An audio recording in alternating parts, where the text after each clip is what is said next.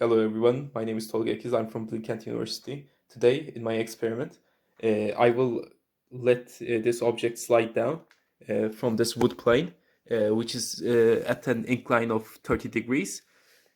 I will place it right here and let it slide down and see how far it goes. Also, while doing this, timing it. Now, each time before letting it slide, I will change the mass of the object by removing these small mass increments to see whether the distance or the time is dependent on the mass or not. Now, these being said, let's start off with 27.4 grams, which includes 5 of these small mass increments.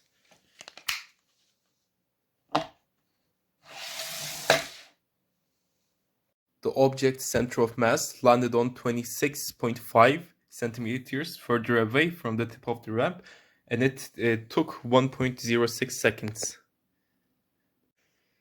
Now for the second trial, I will use 4 of these small mass increments, and it will add up to 23.8 grams. So let's start. As you can see, it landed on 24.9 centimeters further away from the tip of the ramp, and it took only 1.19 seconds.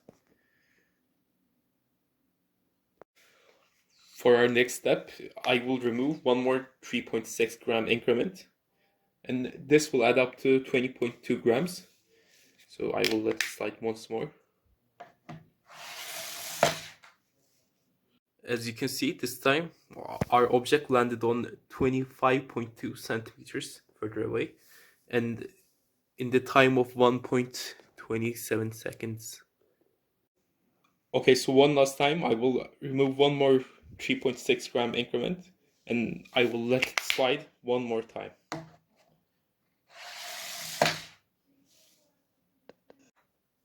As you can see, the object traveled 26.3 centimeters further away from the tip, and in 1.01 seconds.